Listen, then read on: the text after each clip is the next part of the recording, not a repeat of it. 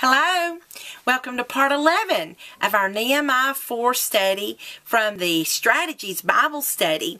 I'm glad that you're here and excited to see how much more we're going to learn about identifying the enemy, recognizing his methods, and then developing a strategy of our own so that we're not caught off guard. We're going to pick right up where we left off in verse 16. And it came to pass that from that time forth, that the half of my servants wrought in the work, and the other half of them held both the spears, the shields, and the bows, and the habergeons, and the rulers were behind all the house of Judah. They which builded on the wall, and they that bare the burdens, with those laded, every one with one of his hands he wrought in the work, and with the other hand held a weapon. My favorite verse in Nehemiah. That was verse 17. And verse 18, for the builders, every one had his sword girded by his side, and so builded. And he that sounded the trumpet was by me. Let's stop there. We might get a couple of more verses, but let's look at 16, 17, and 18 first. It says in verse 16 that they started making some changes at this point. The enemy had been getting slicker, a little stealthier, coming up with some new plans and methods and devices to stop the work of God, to discourage the people who were doing the work of God. And so they made some adjustments. Sometimes when we're in the midst of trying to accomplish what God has set before us to do, we may need to make some adjustments. And so don't be afraid to try a new method, a new strategy to prevent the enemy from having a foothold in the work of God in your life.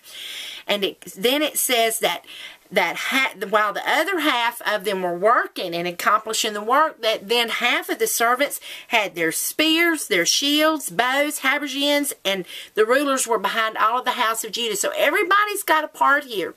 I want to remind you, although we've already talked about it before, about Ephesians chapter 6 verses 11 through 17 that describe the full armor of God. You might want to review those again. Here we see that they've got spears, shields, bows. Spears is for up close encounters. Shields are for protection. The bows can be for distance battles, and then the habergeons are the breastplates to protect you, and then the rulers were also involved. So we want to remember about making sure we have on the armor of God. Don't grow slack in that. Just because you haven't had an attack recently that required you to be fully armed, it could come anytime, and we don't intend to be caught off guard. And verse 17 says that those that were building on the wall and bear the burdens, and in other words, they were carrying and doing the physical heavy work, they would work with a tool in one hand and a weapon in the other. Now this needs to be a skill that we develop in our own lives. That while we're pressing on, doing what needs to be done, doing what is set before us, doing our assigned portion, being faithful to the call, being faithful to the work, growing, changing, learning, and helping others around us, that we don't forget that we need to keep that sword available to and ready to defend and to protect the work of God. In us, in our families, in our churches, in our cities, in our world. Praise the Lord. And then it said, for the builders, everyone had his sword girded by his side. So even though they were assigned to builders and being the builders and the carpenters and the workmen, they may not have been classified a soldier or someone in the military, but they were prepared to defend themselves, and you should be also. Now I want to show you something, because it says that in at the very last of verse 18, it says that, and he that sounded the trumpet was by me. Now, I was hoping we would get to this part. I don't know if you're familiar with the kind of trumpet that Nehemiah would have been referring to, but he would be talking about a shofar, and there are a couple of different kinds of shofars. We have two, and one of them is almost as long as I am, which I'm kind of short, but still, it is a long, twisted shofar. It's beautiful, and it's very hard to blow. And then we have a smaller one that's a ram's horn. And so I'm not sure which kind was standing there and staying close to Nehemiah. But listen to what he said in verse 19 and 20. And I said unto the nobles, and to the rulers, and to the rest of the people, the work is great and large, and we are separated upon the wall one from another.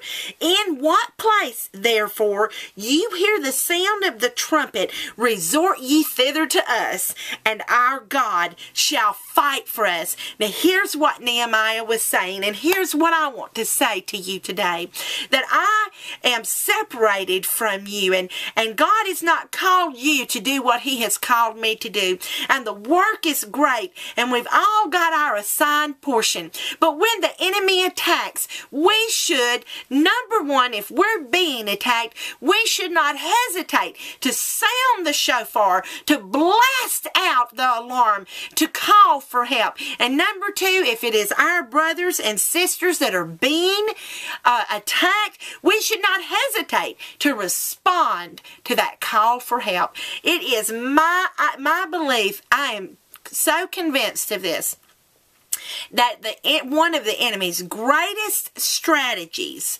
is to keep us isolated from others. And therefore, if we're standing alone, we are much more vulnerable. Why would we be isolated? Shame, guilt, accountability. It could be so many different things.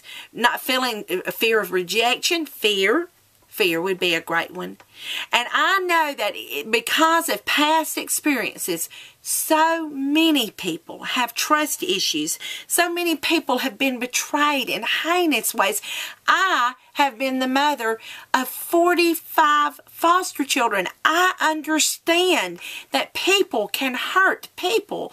I have adopted 7 of those children who God has miraculously touched and healed and still healing and preparing for his work. But I know that the enemy, remember how we talked about he is like a lion, and that he likes to get at the stragglers, the ones that are already wounded. So when you see a Christian brother or sister, a family member, a struggling church member, whatever the situation may be, that you know they are struggling, they are already wounded, and they are vulnerable to an attack by the enemy, respond to that sound of that shofar, and do not be prideful or foolish and think that you can handle the enemy on your own. For when you are in trouble, you should sound the alarm. And I just pray that we can come to a part in our Christian families, in our Christian fellowships, our churches, into a place where we can trust each other enough to ask for help. Now, that finishes us there with verse 20, and I'm going to pause just a moment.